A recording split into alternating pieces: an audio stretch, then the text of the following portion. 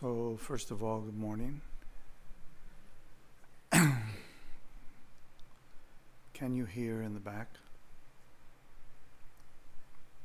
Not quite. How's this? Better?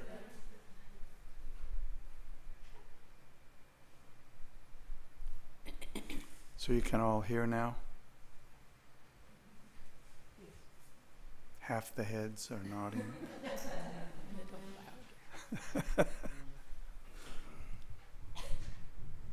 Maybe this is better. Let's.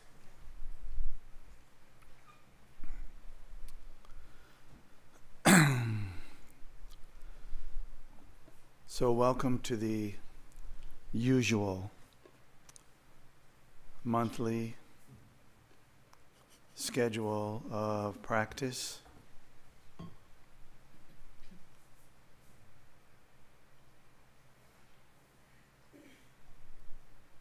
This morning, our schedule will take us up to noon with a couple of breaks.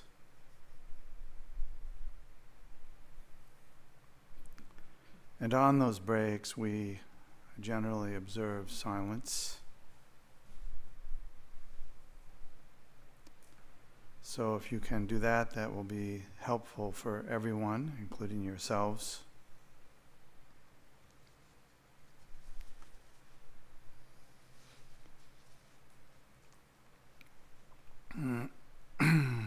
So for the moment, I think we'll leave it at the noon point and then revisit that later as we approach that point.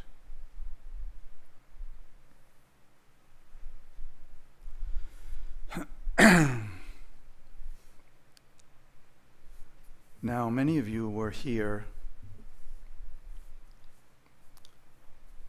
when Khenpo Rinpoche was here and gave an empowerment into the practice of Chenrezig, along with numerous other teachings during his visit.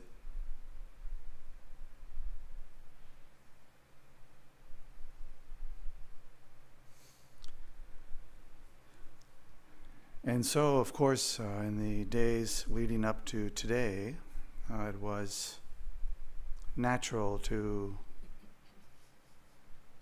ponder what might be useful for those who had received the empowerment from Khenpo Rinpoche and also for all the rest of us. And those who may not have been here or may not have taken the empowerment.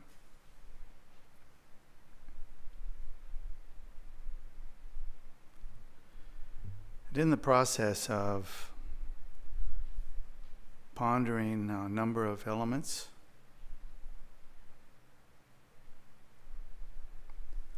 one of the things that rose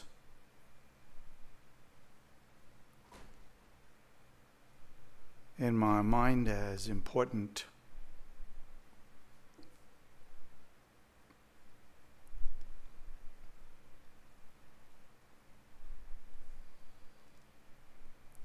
was the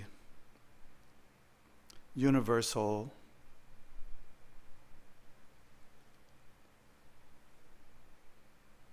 advice to engage in what we call the four thoughts that turn the mind.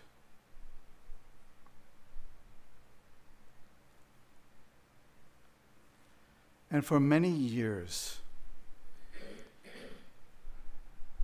I have personally had the experience and also heard other people express their experience also about practicing the four thoughts that turn the mind.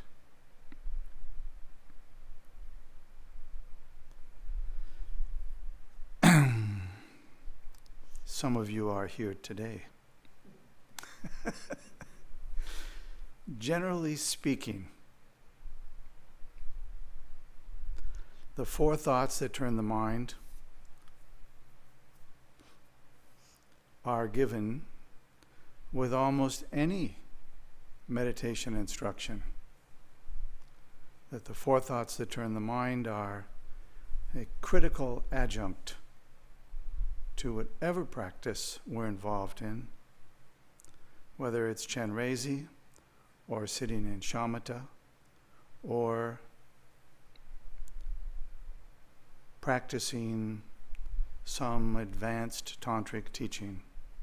The four thoughts that turn the mind are the bedrock of realization.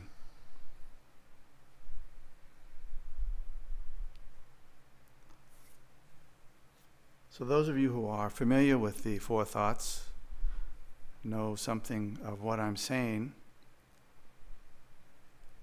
Even if you don't practice the four thoughts, if you have taken numerous empowerments, you must have heard them taught many times.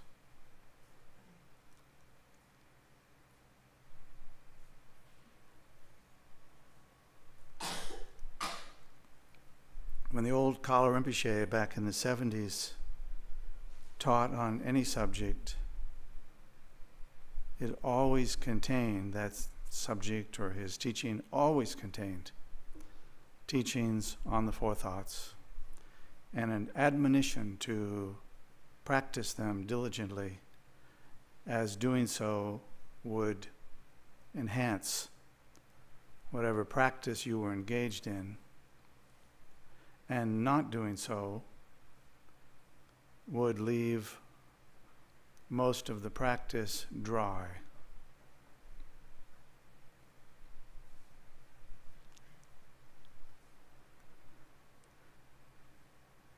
Knowing how many people have had the experience of dry, I thought, since we don't generally emphasize the four thoughts, it might be worth taking time to do that today.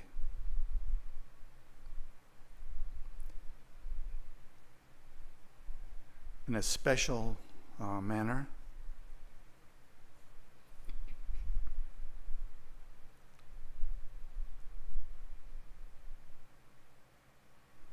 So before we recite refuge and begin, a couple of more things.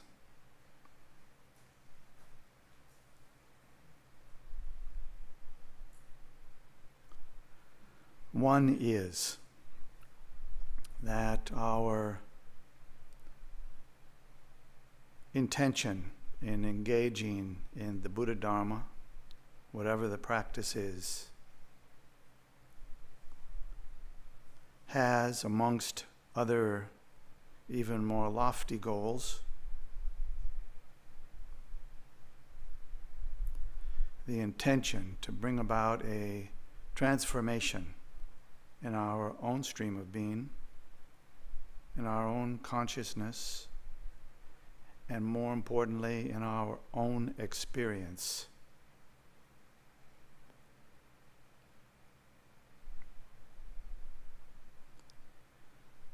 Our own experience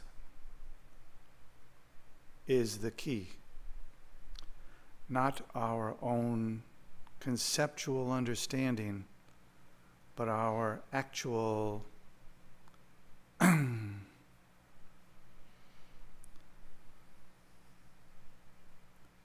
warm, moist experience of what we're engaging in. As I pondered this for the last couple of days, I thought we should emphasize it today, even to the extent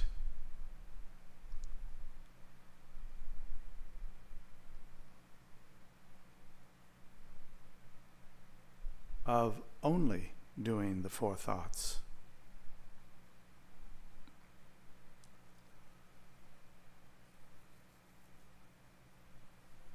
if it seemed appropriate.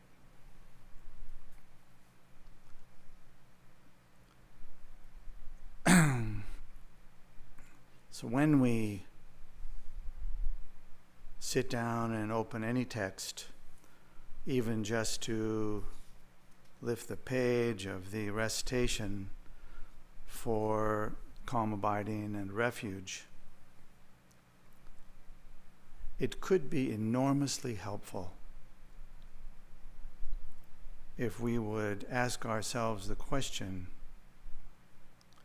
how do I engage in this short prayer, like the refuge bodhicitta prayer? How do I engage in it in such a way that I experience what I'm doing, not just reading, not just reciting, but actually have that warm, moist experience?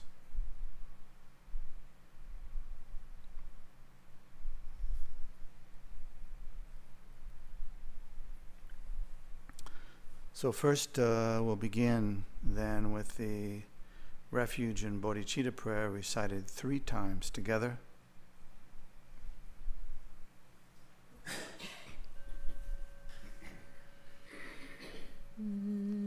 Until the summit of enlightenment is reached, I and all beings go for refuge to the sources of true refuge. I will now practice the absorption of calm abiding in order to release all beings from their particular suffering and establish them in lasting peace and happiness. Until the summit of enlightenment is reached, I and all beings go for refuge to the sources of true refuge. I will now practice the absorption of calm abiding in order to release all beings from their particular suffering and establish them in lasting peace and happiness. Until the summit of enlightenment is reached, I and all beings go for refuge to the sources of true refuge. I will now practice the absorption of calm abiding in order to release all beings from their particular suffering and establish them in lasting peace and happiness.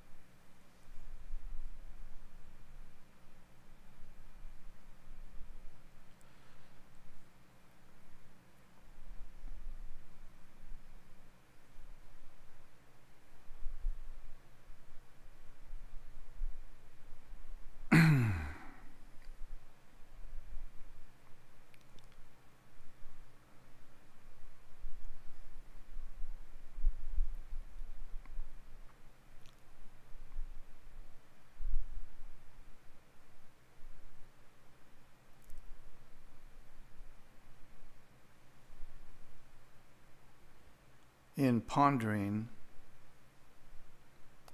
contemplating the 4 thoughts that turn the mind, as the title says, the practice is meant to turn the mind. In particular, to turn the mind away from all of the elements of confusion, our habitual patterns of behavior and activity, to turn the mind away from all of those things. And in particular, today, I think it's important that we look very closely at what we're doing so that these forethoughts can become, as they are meant to be, a constant companion all day long, all night long.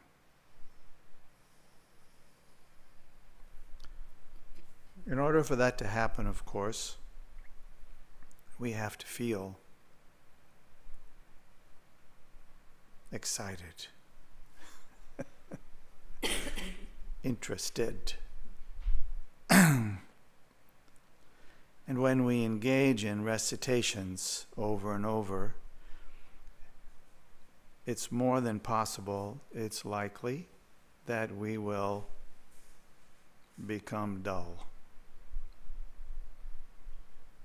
We are not inherently dull, but we can become uninterested by virtue of not having, in this case, the requisite experience. So let us take the first of the four thoughts,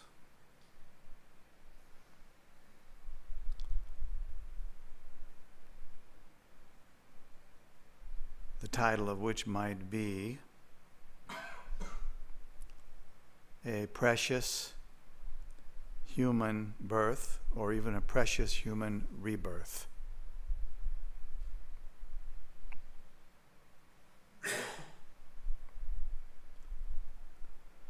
As His Holiness Karmapa once said, there's a little problem with this particular element in that in order to investigate and engage the contemplation of the precious human rebirth, we have to have some belief in rebirth. And so then he goes on to explain some things about the rebirth, the business of the rebirth, you might say.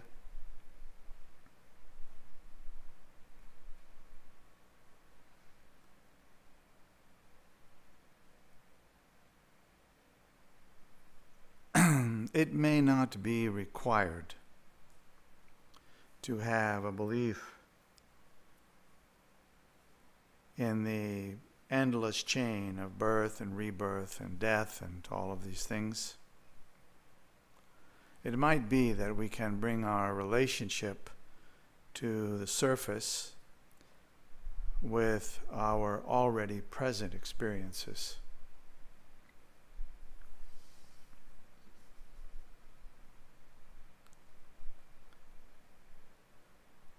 The purpose of contemplating the precious human rebirth is to come to a sense of appreciation for what we have. That's the starting point.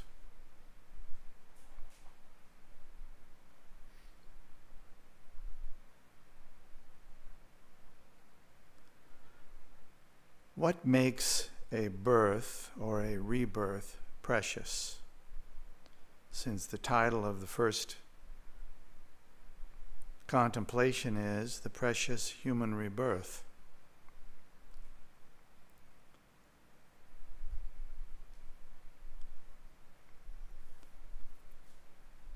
First of all, we need to settle into the experience of that precious rebirth.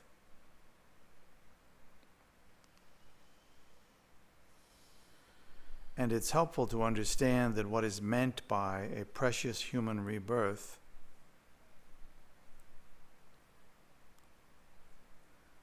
means a birth which brings us in contact with the Dharma. We might add to that the authentic Dharma, in case there are some which are not authentic.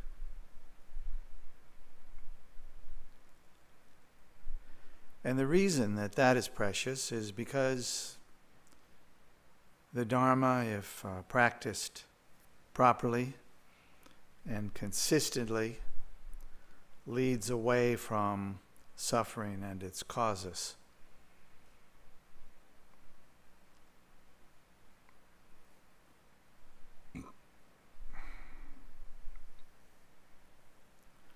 But for starters, let us just take what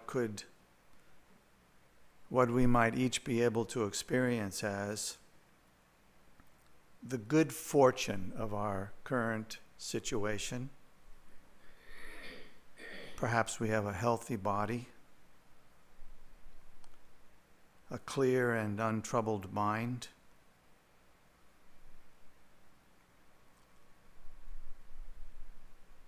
committed companions,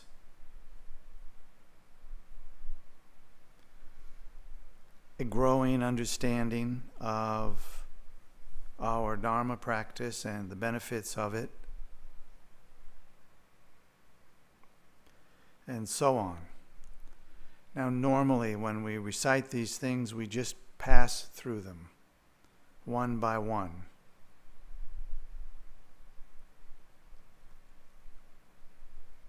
But this morning, what I would like to do with you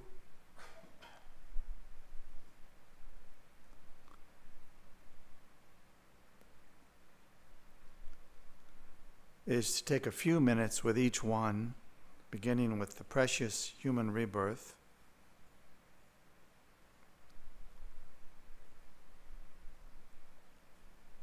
and make ourselves a short list of why this birth is precious.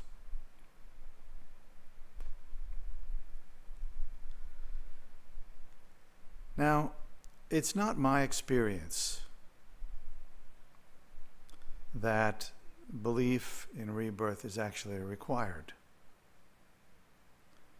The old Kala Rinpoche himself said that belief itself could be a problem. So we have to engage in something slightly different to really get into it. And that is to begin by settling the mind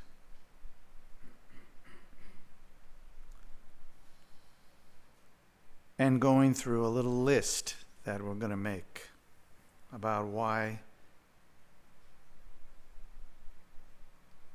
what we have is so precious.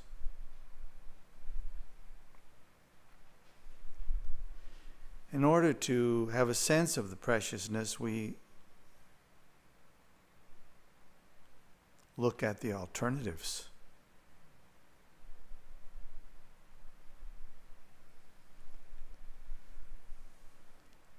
Most of us, maybe all of us in this room could say, I have enough to eat. I have enough clothing to keep me warm. I have a body which is healthy enough.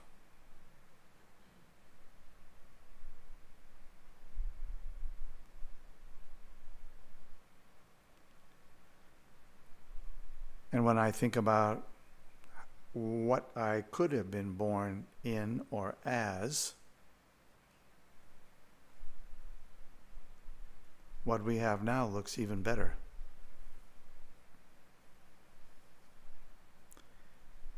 We could have been born as any of a number of animals.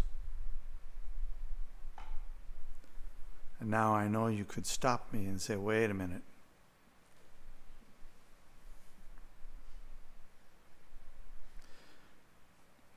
I'm reminded of a moment I had with my father a long time ago, before I knew anything about Buddhism, and he said that he believed that, basically he said he believed in reincarnation, except that he didn't believe that human beings reincarnated as anything less than what they were before. It's a laudable wish, but not in accordance with our practice. We want to actually have the experience of preciousness.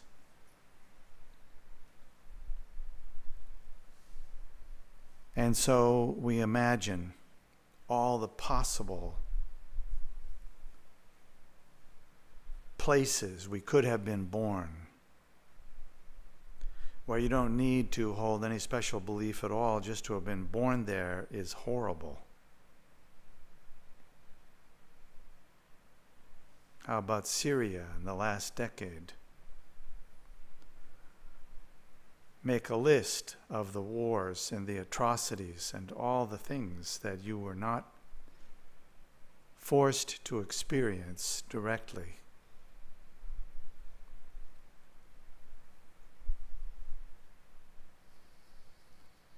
You would be a great bodhisattva if you aspired to be born in those places with the intention of benefiting others with no concern for oneself at all. But that's a few steps up from where we are.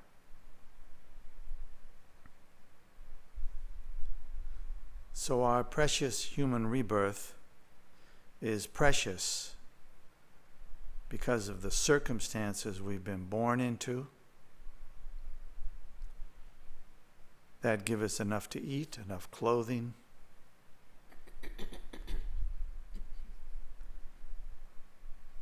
that put us aside from war-torn environments. Not to say that if one is born in a war-torn area that it might not be precious.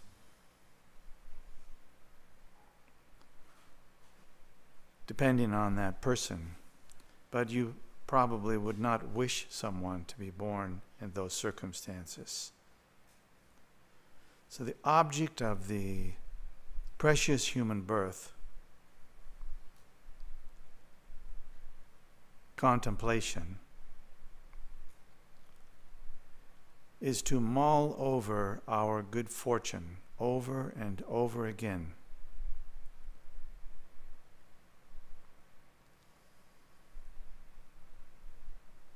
Until we feel that our life is precious.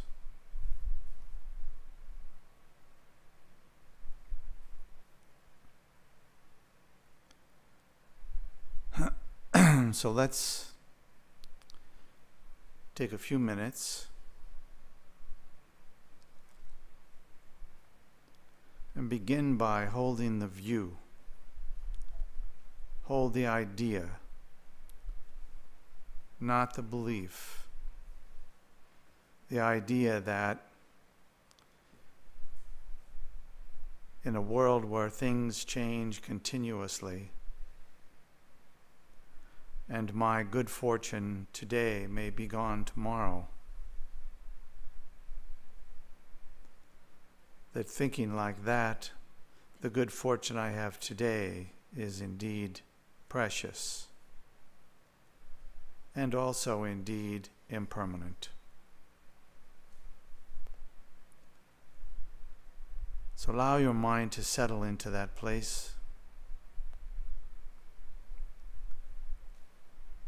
Ponder the elements of your good fortune.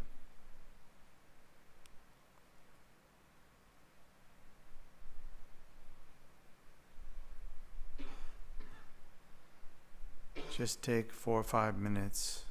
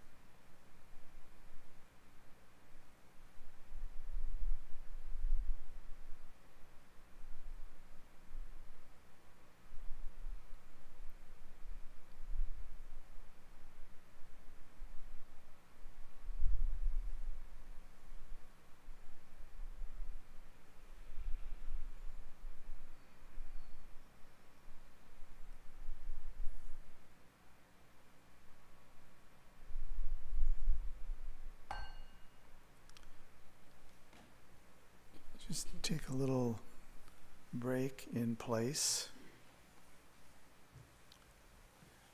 Move your body a little. Let go of the contemplation.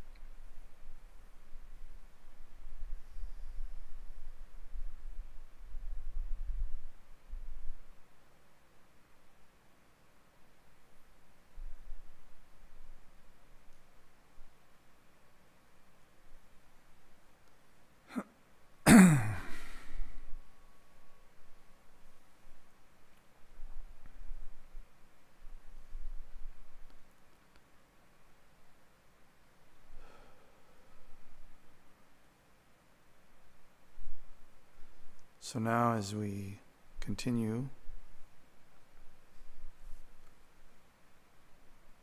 we ultimately will find that the four thoughts are all interconnected, which is helpful for having a strong relationship with them.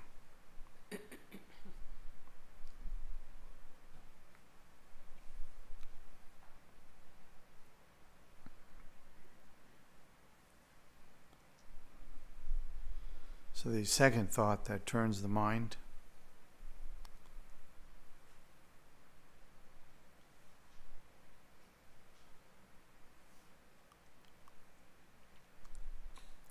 is the recognition of impermanence in all of its aspects. And of course, for most of us, the big impermanence, which is death itself. So not only is our experiences impermanent, but our body itself is certain to die.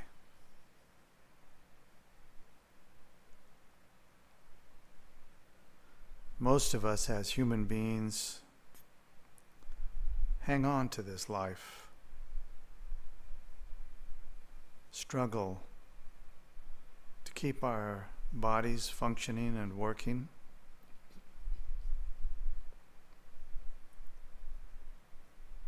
But sometimes that kind of ordinary effort becomes imbued with fear.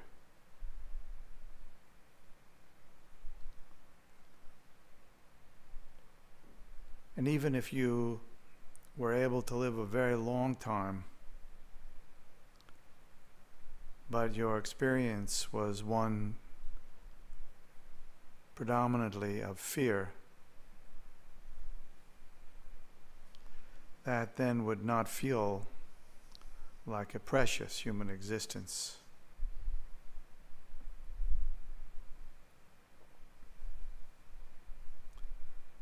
So as we just set aside for the moment the teaching on a precious human existence,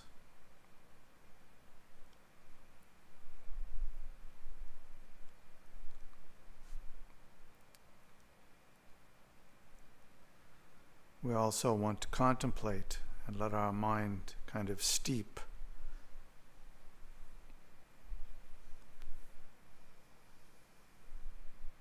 in the emotional sense that we experience when we contemplate our own passing. Even just the approach of it from a distance. What to speak of when we are near death ourselves. And of course, impermanence is also not just about our human body, but also about all the things that we are deeply attached to in this life.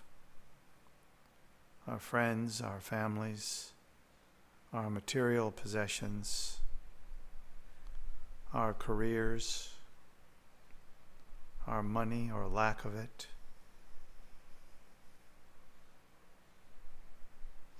Certainly our health, which is impermanent. We work hard to believe and experience that it is permanent.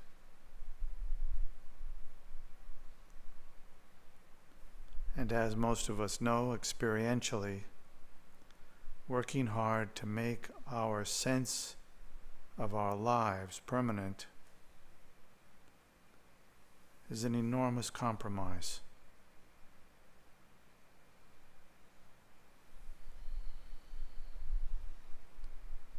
So spend a few moments contemplating impermanence at the kind of ordinary, irritating level,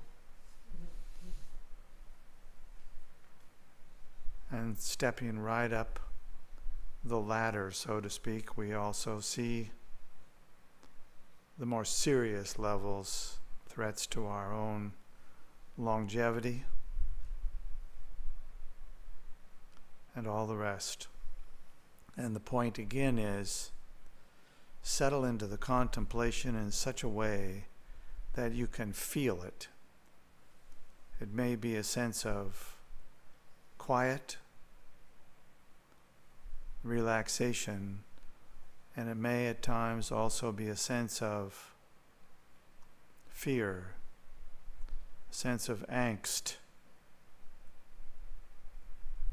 a feeling that I need to fix something or escape something. when those things arise as the contemplation of precious human birth and impermanence occur, the value comes from relaxing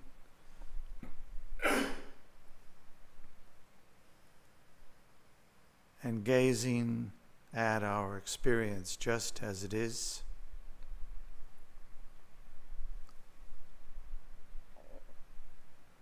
without any hope of it being better, and without any fear that it won't be.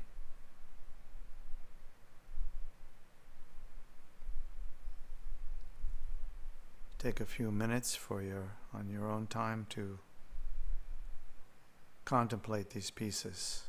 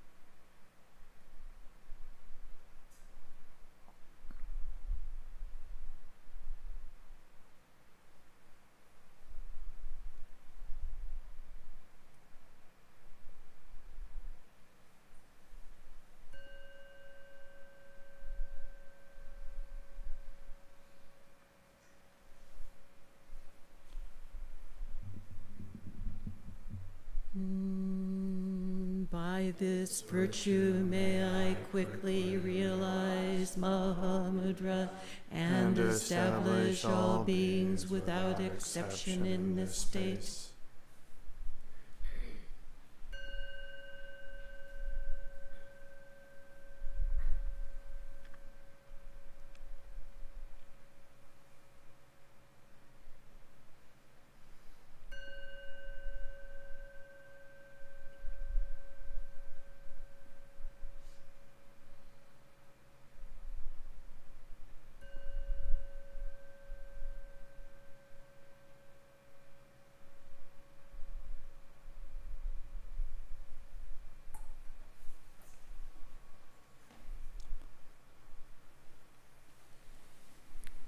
So we'll take a little break, maybe 10 or 15 minutes, whenever you get back. And on the break, keep in mind that the purpose and function of these contemplations is to place those contemplations in your mind, in your body, literally, where you experience them as continuously as possible.